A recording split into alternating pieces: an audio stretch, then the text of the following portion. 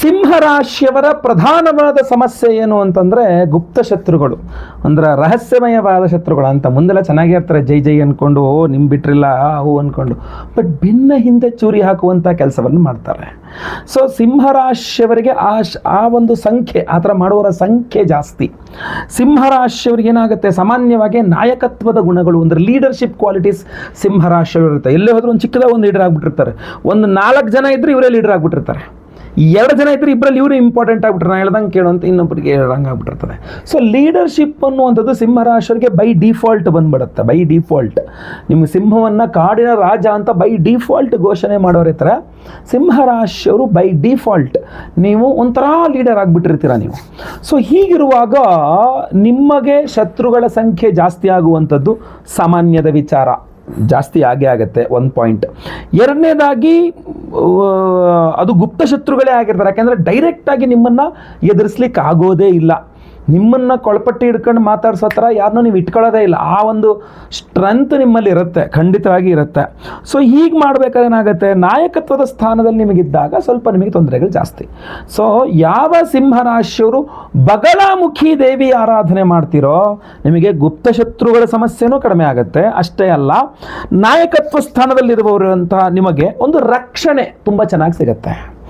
ಅಷ್ಟೇ ಅಲ್ಲ, ಗೌರವ ಮತ್ತು ಪ್ರತಿಷ್ಠೆಗೆ ಧಕ್ಕೆ, ನಿಮ್ಮ ಗೌರವ ಮತ್ತು ಪ್ರತಿಷ್ಠೆಗೆ ಧಕ್ಕೆ ತರುವಂತಹ ಯಾವುದೇ ಘಟನಾವಳಿಗಳು ನಡೆಯದೇ ಇರುವ ರೀತಿಯಲ್ಲಿ, ಅಥವಾ ಫಾರ್ ಸಪೋಸ್ ನಡೆದಿದ್ರು ಕೂಡ ಆ ಪ್ರಾಬ್ಲಮ್ ಅಲ್ಲೇ ಸಾಲ್ವ್ ಆಗುವ ರೀತಿಯಲ್ಲಿ ಈ ಒಂದು ಬಗಲಾಮುಖಿ ದೇವಿಯ ಆರಾಧನೆ ನಿಮಗೆ ಖಂಡಿತವಾಗಿ ಕಾಪಾಡುತ್ತೆ. ಯಾಕೆಂದರೆ ಈ ಅಷ್ಟಮ ಶನಿಯ ಒಂದು ಸಂದರ್ಭದಲ್ಲಿ ಸಿಂಹರಾಶಿಯವರು ಹಲವರು ನಿಮ್ಮ ಗೌರವ ಮರ್ಯಾದೆಗಳಿಗೆ ಧಕ್ಕೆ ಉಂಟಾಗುವಂತಹ ಘಟನಾವಳಿಗಳು ನಡೆಯಬಹುದು, ಅಥವಾ ಈಗಾಗಲೇ ನಡೆದಿರಬಹುದು. ಅದನ್ನು ಸರಿ ಮಾಡಬೇಕಾದ ಪರಿಸ್ಥಿತಿಯಲ್ಲಿ ನೀವಿರಬಹುದು. ಸೊ ಆದ್ದರಿಂದ ಇದೊಂದು ವಿಚಾರ. ಇನ್ನು ಬಹಳ ಮುಖ್ಯವಾಗಿ ರಾಜಕೀಯದಲ್ಲಿ ಹಾಗೂ ಸಾರ್ವಜನಿಕ ಕ್ಷೇತ್ರಗಳಲ್ಲಿ ಒಂದು ಜಯ ಸಿಂಹರಾಶಿಯವರಿಗೆ ಸಿಗುತ್ತೆ ಖಂಡಿತವಾಗಿ. ಯಾವ ಸಿಂಹರಾಶಿಯವರು ಬಗಲಾಮುಖಿ ಆರಾಧನೆ ಮಾಡ್ತಿರೋ, ಒಂದು ಎಲ್ಲೇ ರಾಜಕೀಯ ಆಗಲಿ, ಅದು ಬೇಕಾದ್ರೆ ನಿಮ್ಮ ಆಫೀಸಲ್ಲಿ ರಾಜಕೀಯ, ನಿಮ್ಮ ಬಿಸ್ನೆಸ್ಸಲ್ಲಿ ರಾಜಕೀಯ, ಅಂಗಡಿ ಪಕ್ಕ ಇಂಡಸ್ಟ್ರಿಯಲ್ ರಾಜಕೀಯ, ಸ್ನೇಹಿತರಲ್ಲಿ ರಾಜಕೀಯ ಮಾಡಿಬಿಟ್ರು, ಎಲ್ಲೇ ಆಗಲಿ, ಅಥವಾ ನೀವೇ ರಾಜಕೀಯದಲ್ಲಿ ಇರತಕ್ಕಂಥವರಾಗಿರಲಿ, ಜಯ ಖಂಡಿತವಾಗಿರುತ್ತೆ. ಅಷ್ಟೇ ಅಲ್ಲ, ಭಾಳ ಮುಖ್ಯವಾಗಿ ಸಾರ್ವಜನಿಕ ಕ್ಷೇತ್ರ ಅಲ್ಲಿ ನಿಂತಿರ್ತೀರಲ್ಲ, ಅಲ್ಲಿ ನಿಮಗೆ ಒಂದು ಜಯ ಖಂಡಿತವಾಗಿ ಸಿಗತ್ತೆ. ಆತ್ಮವಿಶ್ವಾಸ ಜಾಸ್ತಿ ಆಗುತ್ತೆ. ಜೊತೆಗೆ ನಿಮ್ಮ ಪ್ರಭಾವ, ಎಲ್ಲರ ಮೇಲೆ ನಿಮ್ಮ ಪ್ರಭಾವ ಅಂತ ಇರುತ್ತಲ್ಲ, ಅದು ಜಾಸ್ತಿ ಆಗುತ್ತೆ. ಅಷ್ಟೇ ಅಲ್ಲ, ಶತ್ರುಗಳಿಂದ ಉಂಟಾಗಬಹುದಾದ ಅಡೆತಡೆಗಳು ನಿವಾರಣೆ ಆಗುತ್ತೆ. ಯಾಕೆ ಶತ್ರುಗಳು ನಿಮಗೆ ತೊಂದರೆ ಕೊಡೋಕ್ಕಾಗಲ್ಲ ಅಂತಂದರೆ, ಅವರು ಎಕ್ಸ್ಪೋಸ್ ಆಗಿಬಿಡ್ತಾರೆ. ಪ್ರತಿಯೊಬ್ಬ ಸಿಂಹರಾಶಿಯ ಶತ್ರುವೂ ಸಹ ಎಕ್ಸ್ಪೋಸ್ ಆಗಿಬಿಡ್ತಾರೆ. ಯಾರೂ ಸಹ ಗುಪ್ತ ಶತ್ರುಗಳಾಗಿ ಉಳಿಯಲ್ಲ. ಆವಾಗ ನಿಮ್ಮ ಸೀಕ್ರೆಟ್ ಆಗಿ ನಿಮ್ಮ ಬೆನ್ನ ಹಿಂದೆ ಚೂರಿ ಹಾಕ್ಲಿಕ್ಕೆ ಆಗಲ್ಲ. ಯಾಕಂದ್ರೆ ಅವ್ರು ಎಕ್ಸ್ಪೋಸ್ ಆಗಿಬಿಟ್ಟಿರ್ತಾರೆ, ಅವ್ರ ಶತ್ರುಗಳು ಅಂತ ನೀವು ಎಚ್ಚರ ವಹಿಸಿಬಿಡ್ತೀರಾ ಅವರಿಂದ. ಸೊ ಬಗಲಾಮುಖಿ ಆರಾಧನೆಯನ್ನು ಸಿಂಹರಾಶಿಯವರು ಮಾಡಿದರೆ ಅವರ ಶತ್ರುಗಳು ಎಕ್ಸ್ಪೋಸ್ ಆಗ್ತಾರೆ. ಶತ್ರುಗಳ ಮೇಲೆ ನಿಮಗೆ ಜಯ ಸಿಗ್ತದೆ, ಲೀಡರ್ ಆಗ್ತೀರಾ. ಲೀಡರ್ ಆದ ಜೊತೆ ನಿಮಗೆ ರಕ್ಷಣೆ ಸಿಗುತ್ತೆ, ಒಂದು ಧೈರ್ಯ ಸಿಗುತ್ತೆ, ತುಂಬ ಅದ್ಭುತವಾದ ಯಶಸ್ಸಿದೆ. ಆದರೆ ಬಗಲಾಮುಖಿ ಆರಾಧನೆಯನ್ನು ಮಾಡಬೇಕು. ಯಾವ ಥರ ಮಾಡಬೇಕು? ಬಗಲಾಮುಖಿ ಆರಾಧನೆ ಮಾಡಲಿಕ್ಕೆ ನಿಮಗೆ ಪ್ರಮುಖವಾಗಿ 4 ದ್ರವ್ಯಗಳು ಬೇಕು. 4 ದ್ರವ್ಯಗಳು ನಿಮ್ಮಲ್ಲಿದ್ದರೆ ಖಂಡಿತವಾಗಿ ನೀವು ಬಗಲಾಮುಖಿ ಆರಾಧನೆ ಮಾಡಬಹುದು. ಆ 4 ದ್ರವ್ಯಗಳಾದಂದರೆ, ಒಂದು ವೀಳ್ಯದೆಲೆ ಚೆನ್ನಾಗಿರಬೇಕು, ಯಾವುದು ಗಾಯ ಕಲೆ ಇತ್ಯಾದಿಗಳಾಗದೇ ಇರತಕ್ಕಂಥ ಚೆನ್ನಾಗಿರುವ ವೀಳ್ಯದೆಲೆ 2. ಆಮೇಲೆ ಕುಂಕುಮ, ಒರಿಜಿನಲ್ ಕುಂಕುಮ ಗೊತ್ತಾಯ್ತಲ್ವ, ಒಳ್ಳೆಯ ಒರಿಜಿನಲ್ ಕುಂಕುಮ ಒಂದು ಸ್ವಲ್ಪ. ನಂತರ ಒಂದು ಲಿಂಬೆ ಹಣ್ಣು ಹಾಗೂ ಕೆಂಪು ಬಣ್ಣದ ಹೂವು. ಇದು 4 ನಿಮಗೆ ಬೇಕು. ಈ 4 ವಸ್ತುಗಳನ್ನು ನೀವು ಸಂಗ್ರಹಣೆ ಮಾಡಿಕೊಂಡು ಅಮಾವಾಸ್ಯೆಗಳಲ್ಲಿ ಅಥವಾ ವಾರದಲ್ಲಿ ಸೋಮವಾರ ಅಥವಾ ಅಮಾವಾಸ್ಯೆ, ಸೋಮವಾರವೇ ಅಮಾವಾಸ್ಯೆ ಬಂದಾಗಂತೂ ತುಂಬ ಒಳ್ಳೆಯದು. ಇಲ್ಲ ಪ್ರತಿ ಸೋಮವಾರ ಅಥವಾ ಪ್ರತಿ ಅಮಾವಾಸ್ಯೆ ತಿಂಗಳಿಗೊಮ್ಮೆ ಈ ವಿಡಿಯೋ ಎಂಡಲ್ಲಿ ನಾನು ಹೇಳ್ತಕ್ಕಂತಹ ಮಂತ್ರ ಸ್ತೋತ್ರ ಏನಿದೆ ಅದನ್ನು ಕೇಳಿಸ್ಕೊಂಡು ಆ ವಿಡಿಯೋದಲ್ಲೇ ಇಟ್ಕೊಂಡು, ದೇವ್ರ ಮೇಲೆ ಜಾಗದಲ್ಲಿ ಮಾಡಿ ಒಂದು ಪ್ಲೇಟ್ ಮೇಲೆ ವಿಡಿಯೋದಲ್ಲೇ ಇಟ್ಕೊಂಡು, ಅದರ ಮೇಲೆ ಒಂದು ಲಿಂಬೆಹಣ್ಣು ಇಟ್ಕೊಂಡು ಈ ಕುಂಕುಮ, ಈ ಒಂದು ಮಂತ್ರನ ಹೇಳ್ತಿಲ್ಲ ಅದರಲ್ಲಿ ಅದಕ್ಕೆ ಅರ್ಚನೆ ಮಾಡಬೇಕು ಆ ಲಿಂಬೆಹಣ್ಣು ಮೇಲೆ. ಜೊತೆಗೆ ಕೆಂಪು ಹೂವುಗಳನ್ನು ಇಡಬೇಕು, ಅದಕ್ಕೆ ಬಗಲಾಮುಖಿಯನ್ನು ಆರಾಧನೆ ಮಾಡಿಕೊಳ್ಬೇಕು. ಮುಗಿದ ನಂತರ ಆ ಕುಂಕುಮವನ್ನು ಹಣೆಗಿಟ್ಕೋಬೇಕು. ಆ ಕೆಂಪು ಹೂಗಳನ್ನು ಹಿಂಗೆ ಮೂಸಿಬಿಟ್ಟು ಪಕ್ಕದಲ್ಲಿ ಹಾಕಿ ಕೈ ತೊಳ್ಕೊಂಬಿಟ್ರೆ ಆಯಿತು. ಆ ಲಿಂಬೆಹಣ್ಣು ನೆಕ್ಸ್ಟ್ ಅಮಾವಾಸ್ಯೆ ತನಕ ಹಾಗೆಯೇ ಇರಬೇಕು. ನೆಕ್ಸ್ಟ್ ಅಮಾವಾಸ್ಯೆಯಲ್ಲಿ ಬಿಡಿದೆಲ್ಲ ಒಣಗೋಗಿ ಇದಾಗ್ಬಿಟ್ಟಿರುತ್ತೆ, ಹಾಗೂ ಆ ಲಿಂಬೆಹಣ್ಣು ಸ್ವಲ್ಪ ಬಾಡಿರುತ್ತೆ, ಅದನ್ನು ತೊಗೊಂಡೋಗಿ ಎಲ್ಲರೂ ಹರಿಯುವ ನೀರಿನಲ್ಲಿ ಅಥವಾ ಯಾವುದಾದ್ರು ಅರಳಿ ಮರದ ಕೆಳಗಡೆ ಹಾಕ್ಬಿಟ್ಟು ಮತ್ತೆ ನೆಕ್ಸ್ಟ್ ಅಮಾವಾಸ್ಯೆಗೆ ಮತ್ತೆ ಫ್ರೆಶ್ ಆಗಿ ತಂದಿಟ್ಕೊಳ್ಬೇಕು. ಈ ಥರ ಮಾಡ್ಕೊಂಡು ಹೋಗ್ತಕ್ಕಂಥದ್ದು. ಪ್ರತಿ ಸೋಮವಾರ ಕಡ್ಡಾಯವಾಗಿ ನಾನು ಈ ವಿಡಿಯೋ ಎಂಡಲ್ಲಿ ಹೇಳ್ತಕ್ಕಂಥ ಸ್ತೋತ್ರವನ್ನು ಮಿನಿಮಮ್ ನನ್ನ ಪ್ರಕಾರ ಒಂದು 8 ಬಾರಿ ಯಾರು ಕೇಳಿಸ್ಕೊಳ್ತಕ್ಕಂಥದ್ದು ತುಂಬ ಅನುಕೂಲ, ಗೊತ್ತಾಯ್ತಲ್ವ, ತುಂಬ ಪವರ್ಫುಲ್ ಆಗಿರ್ತದೆ. 4 ದ್ರವ್ಯಗಳು. ಆಮೇಲೆ ಸೋಮವಾರ ಅಮಾವಾಸ್ಯೆ ಬಹಳ ವಿಶೇಷ. ಅದಕ್ಕೋಸ್ಕರ ಈ ಬಾರಿ ಅಧಿಕ ಮಾಸದ ಅಮಾವಾಸ್ಯೆ ಇದೆಯಲ್ಲ, ಅದು ಬಹಳ ಪವರ್ಫುಲ್ ಆಗಿದೆ. ಈ ಬಾರಿ ಜೂನ್ 15ನೇ ತಾರೀಕು ಅಧಿಕ ಮಾಸದ ಅಮಾವಾಸ್ಯೆ, ಅಧಿಕ ಅಮಾವಾಸ್ಯೆ ಅನ್ಬೋದು. ಈ ಅಧಿಕ ಮಾಸದ ಅಮಾವಾಸ್ಯೆ ಸೋಮವಾರದ ದಿವಸ ಬಂದಿದೆ. ಸೋಮವತಿ ಅಂತ ಕರೀತಾರೆ.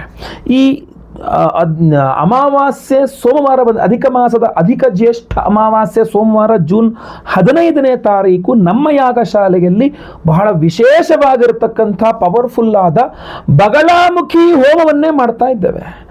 ಬಗಲಾಮುಖಿ ಹೋಮವನ್ನು ಮಾಡಿ ವಿಶೇಷವಾದಂಥ ಬ್ರೇಸ್ಲೆಟ್ ಅನ್ನು ಧಾರಣೆ ಮಾಡ್ಕೊಂಡಿದ್ದ ಕೈಯಲ್ಲಿ ಇದೇ ಬ್ರೇಸ್ಲೆಟ್ ಅನ್ನು ಕೊಡ್ತಾ ಇದ್ದೇವೆ. ಸೊ ಇದರಲ್ಲಿ 4 ವಿಶೇಷವಾಗಿರತಕ್ಕಂಥ ಉಪರತ್ನಗಳಿದೆ. ಅದರಲ್ಲೂ ವಿಶೇಷವಾಗಿ ನೀವು ಗಮನಿಸಬೇಕಾಗಿರತಕ್ಕಂಥದ್ದು ಕೃಷ್ಣವೀಟಿಕಾ ರತ್ನ ಇದೆ, ಜೊತೆಗೆ ವ್ಯಾಘ್ರನೇತ್ರ ರತ್ನ ಇದೆ, ಜ್ವಾಲಾಮುಖಿ ರತ್ನಗಳಿದೆ, ಜೊತೆಗೆ ಬಹಳ ಮುಖ್ಯವಾಗಿರ್ತಕ್ಕಂಥ ಅಮ್ಮನವರ ಶಕ್ತಿಯನ್ನು ಸದಾ ನಿಮ್ಮಲ್ಲಿ ಇಟ್ಟು ಮನಸ್ಸನ್ನು ಶಾಂತವಾಗಿರ್ತಕ್ಕಂಥ ಒಂದು ವಿಶೇಷವಾದ ಧವಳ ರತ್ನ ಇದೆ.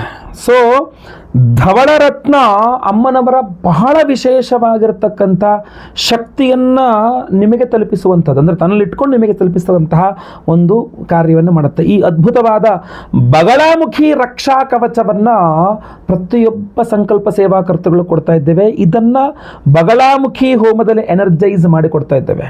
ಇದರಲ್ಲಿ 4 ವಿಧದ ವಿಶೇಷವಾದ ಉಪರತ್ನಗಳಿದೆ. ಇದನ್ನು ಗಮನಿಸಬೇಕು. ಇದನ್ನು ಬಗಲಾಮುಖಿ ಹೋಮ ಅಷ್ಟೇ ಅಲ್ಲ, ರಾಕ್ಷೋಘ್ನ ಹೋಮದಲ್ಲೂ ಇದನ್ನು ಅಭಿಮಂತ್ರಣೆ ಮಾಡ್ತದೆ. ಯಾಕೆಂದರೆ ಈ ವ್ಯಾಘ್ರನೇತ್ರ ರತ್ನ ಹಾಗೂ ಜ್ವಾಲಾಮುಖಿ ರತ್ನ ಇದೆಯಲ್ಲ, ಈ 2 ರತ್ನಗಳು ಜೊತೆಗೆ ವಿಶೇಷವಾಗಿ ಕೃಷ್ಣವೀಟಿಕಾ ರತ್ನವು ಸಹ ಬಂತು.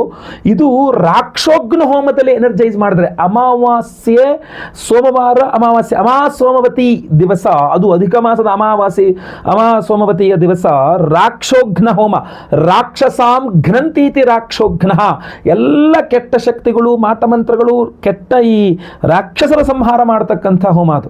ಸೊ ಅಂಥ ಒಂದು ಅದ್ಭುತವಾದ ರಾಕ್ಷೋಘ್ನ ಹೋಮದಲ್ಲಿಯೂ ಸಹ ಈ ವಿಶೇಷವಾದಂತಹ ಒಂದು ಬ್ರಾಸ್ಲೆಟ್ ರಕ್ಷಾ ಕವಚ ಎನರ್ಜೈಸ್ ಆಗಲಿದೆ ಕೈಯಲ್ಲಿ ಧಾರಣೆ ಮಾಡ್ಕೊಳ್ಳೋಕ್ಕೆ. ಇದ್ರ ಜೊತೆಗೆ ಬಹಳ ಮುಖ್ಯವಾಗಿ ತ್ರೈಲೋಕ್ಯ ಮೋಹನಕರ ಗೌರಿ ಹೋಮದಲ್ಲಿ ಇದು ಎನರ್ಜೈಸ್ ಆಗಲಿದೆ. ಈ ಧವಳ ರತ್ನ ಇದೆಯಲ್ಲ, ಈ ಧವಳ ರತ್ನ ಅಮ್ಮನವರಿಗೆ ವಿಶೇಷವಾಗಿರತಕ್ಕಂಥ ಉಪರತ್ನ ಇದು. ಅದರಿಂದ ಬಕಲಾಮುಖಿ ಹೋಮದಲ್ಲೂ ಎನರ್ಜೈಸ್ ಆಗುತ್ತೆ, ಜೊತೆಗೆ ತ್ರೈಲೋಕ್ಯ ಮೋಹನಕರ ಗೌರಿ ಹೋಮದಲ್ಲೂ ಎನರ್ಜೈಸ್ ಆಗುತ್ತೆ. ಎಲ್ಲರನ್ನೂ ನಿಮ್ಮತ್ತ ಸೆಳೆಯುವ ಅದ್ಭುತ ಶಕ್ತಿಯನ್ನು ತ್ರೈಲೋಕ್ಯ ಮೋಹನಕರ ಗೌರಿ ಮಂತ್ರ ಖಂಡಿತವಾಗಿ ಕೊಡಲಿದೆ. ಅದ್ರ ಬಗ್ಗೆ ಸಹ ನಿಮಗೆ ತಿಳಿಸ್ತಾನೆ. ಇದ್ರ ಜೊತೆಗೆ ಸ್ವಯಂವರ ಪಾರ್ವತಿ, ಅವಿವಾಹಿತರಿಗೆ ವಿವಾಹ ಸಿದ್ಧಿ ಆಗಬೇಕು, ವಿವಾಹಿತರಿಗೆ ಅನ್ಯೋನ್ಯ ಸುಖ ದಾಂಪತ್ಯ ಯೋಜನೆ ಸಿಗಬೇಕು. ಇಷ್ಟೆಲ್ಲ ಪವರ್ಫುಲ್ ಆಗಿರತಕ್ಕಂಥ ಹೋಮಗಳು, ಗುರು ಶಾಂತಿ, ಶನಿ ಶಾಂತಿ, ಮಹಾನವಗ್ರಹ ಶಾಂತಿ ಹೋಮಗಳನ್ನು ಮಾಡಿ ಈ ವಿಶೇಷವಾದ ಬಗಲಾಮುಖಿ ರಕ್ಷಾ ಕವಚವನ್ನು ಪ್ರತಿಯೊಬ್ಬರಿಗೂ ಸಹ ನಿಮಗೆ ಕೊಡ್ತಾ ಇದ್ದೇವೆ. ಸಂಕಲ್ಪ ಸೇವೆಗೆ ಹೆಸರು ಕೊಡೋರು ಸ್ಕ್ರೀನ್ ಮೇಲೆ ಕಾಣುವಂಥ ನಂಬರ್ಗೆ ನಿಮ್ಮ ಹೆಸರು, ಗೋತ್ರ ಗೊತ್ತಿದ್ರೆ, ನಕ್ಷತ್ರ ಗೊತ್ತಿದ್ರೆ, ರಾಶಿ ಗೊತ್ತಿದ್ರೆ ಹಾಗೂ ನಿಮ್ಮ ವಿಳಾಸ, ಹೆಸರು ವಿಳಾಸ ಗೊತ್ತೇ ಇರುತ್ತೆ. ಸೊ ದಯವಿಟ್ಟು ಬೇಗ ವಾಟ್ಸಪ್ ಮಾಡ್ಕೊಳ್ಳಿ. ಅವತ್ತಿನ ದಿವಸ ಜೂನ್ 15ನೇ ತಾರೀಕು ಸೋಮವಾರ ಬೆಳಗ್ಗೆ ಲೈವಲ್ಲಿ ನಾನೇ ನಿಮ್ಮ ಹೆಸರು ಸಂಕಲ್ಪ ಮಾಡ್ತೇನೆ. ಬಗಲಾಮುಖಿ ಹೋಮ, ರಾಕ್ಷೋಘ್ನ ಹೋಮ, ತ್ರೈಲೋಕ್ಯ ಮೋಹನಕರ ಗೌರಿ ಹೋಮ, ಸ್ವಯಂವರ ಪಾರ್ವತಿ ಹೋಮ, ಗುರು ಶಾಂತಿ, ಶನಿ ಶಾಂತಿ, ನವಗ್ರಹ ಶಾಂತಿ ಹೋಮಗಳೆಲ್ಲದೂ ಸಹ ಲೈವಲ್ಲಿ ನೀವು ನೋಡ್ತೀರಾ. ಎಲ್ಲ ಹೋಮಗಳ ಭಸ್ಮ ಹಾಗೂ ಕುಂಕುಮಾರ್ಚನೆ, ಕುಂಕುಮ ಪ್ರಸಾದ ಸಹಿತ ವಿಶೇಷವಾದ ಬಗಲಾಮುಖಿ ರಕ್ಷಾ ಕವಚ ಬ್ರೇಸ್ಲೆಟ್ ಪ್ರತಿಯೊಬ್ಬ ಸಂಕಲ್ಪ ಸೇವಾಕರ್ತಗಳು ಕೊಡ್ತಾ ಇದ್ದೇವೆ. ಒಂದು ಸಂಕಲ್ಪ ಸೇವೆಗೆ ಒಂದು ಬ್ರೇಸ್ಲೆಟ್ ಕೊಡ್ತಾ ಇದ್ದೇವೆ. ಪ್ರತಿಯೊಬ್ಬರು ಸಹ ನಿಮ್ಮ ಬಲಗೈಯಲ್ಲೂ ಸಹ ಇದನ್ನು ಧಾರಣೆ ಮಾಡಿಕೊಳ್ಳಬಹುದಾಗಿರ್ತದೆ, ಅಥವಾ ನಿಮಗೆ ಅನುಕೂಲವಾಗುವ ರೀತಿಯಲ್ಲಿ ಎಡಗೈಯಲ್ಲಿ ಕೂಡ ಇದನ್ನು ಧಾರಣೆ ಮಾಡ್ಕೊಳ್ಬೇಕಾಗಿರ್ತದೆ, ಮಾಡ್ಕೊಳ್ಬಹುದು. ಯಾವುದೇ ರೀತಿಯಾಗಿರತಕ್ಕಂತಹ ಈ ನಾನ್ ವೆಜ್ ತಿನ್ನಬಾರ್ದು ಅಂತಲೋ ಅಥವಾ ಮೈಲಿಗೆ ಆಗಬಾರ್ದು, ಇದೆಲ್ಲ ಯಾವುದೂ ಇಲ್ಲ. ಇದು ಉಪರತ್ನ ವಿಶೇಷ ದೇವತೆಗಳಿಗೆ ವಿಶೇಷ ಪರ್ವ ದಿನದಂದೇ ಎನರ್ಜೈಸ್ ಮಾಡಿ ನಿಮಗೆ ಕೊಡ್ತಾ ಇರ್ತಕ್ಕಂಥದ್ದು. ಲೈವಲ್ಲಿ ನಿಮ್ಮ ಹೆಸರು ಸಂಕಲ್ಪ ಆಗೋದು ನೀವು ನೋಡ್ಕೊಳ್ಬಹುದು, ಕೇಳಿಸ್ಕೊಳ್ಬಹುದು. ಬಹಳ ಈಸಿ ಆಯ್ತಲ್ವಾ.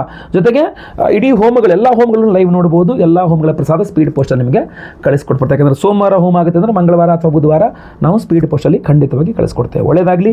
ವಿಡಿಯೋ ಇಷ್ಟ ಆದರೆ ದಯವಿಟ್ಟು ಲೈಕ್ ಮಾಡಲಿಕ್ಕೆ ಮರಿಬೇಡಿ. WhatsApp, Facebook, messenger, Telegram, Instagram ಎಲ್ಲ ಕಡೆ ಈ ವಿಡಿಯೋನ ಶೇರ್ ಮಾಡಲಿಕ್ಕೆ ಮರಿಬೇಡಿ. ನೀವು ಸಬ್ಸ್ಕ್ರೈಬ್ ಮಾಡ್ಕೊಂಡು ದಯವಿಟ್ಟು ಸಬ್ಸ್ಕ್ರೈಬ್ ಅಂತ ಬರುತ್ತೆ, ಸಬ್ಸ್ಕ್ರೈಬ್ ಮಾಡ್ಕೊಂಡು ಬೆಲ್ ಬಟನ್ ಹೊತ್ಕೊಂಡು ಆಲ್ ಅಂತ ಮಾಡಲಿಕ್ಕೆ ಮರಿಬೇಡಿ. ಈ ವಿಶೇಷವಾದಂಥ ಬಗಳಾಮುಖಿ ಒಂದು ವಿಶೇಷವಾದ ಮಂತ್ರವನ್ನು ಈಗ ಮುಂದೆ ಹೇಳ್ತೇನೆ, ಅಥವಾ ವಿಡಿಯೋ ಡಿಸ್ಕ್ರಿಪ್ಷನ್ನಲ್ಲಿ ಆ ಮಂತ್ರದ ಲಿಂಕನ್ನು ಖಂಡಿತವಾಗಿ ಕೊಡ್ತಾನೆ, ಅಲ್ಲಿ ಕೂಡ ನೀವು ಅದನ್ನು ನೋಡ್ಕೊಳ್ಬಹುದಾಗಿರ್ತದೆ. ಒಳ್ಳೆಯದಾಗಲಿ. ಮುಂದಿನ ವಿಡಿಯೋದಲ್ಲಿ ಮತ್ತೆ ಪುನಃ ಸಿಗ್ತಾನೆ. ಎಲ್ಲರಿಗೂ ಒಳ್ಳೆಯದಾಗಲಿ. ಲೋಕ ಸಮಸ್ತ ಸುಖಿನೋ ಭವಂತು. ನಾರಾಯಣ ನಾರಾಯಣ ನಾರಾಯಣ.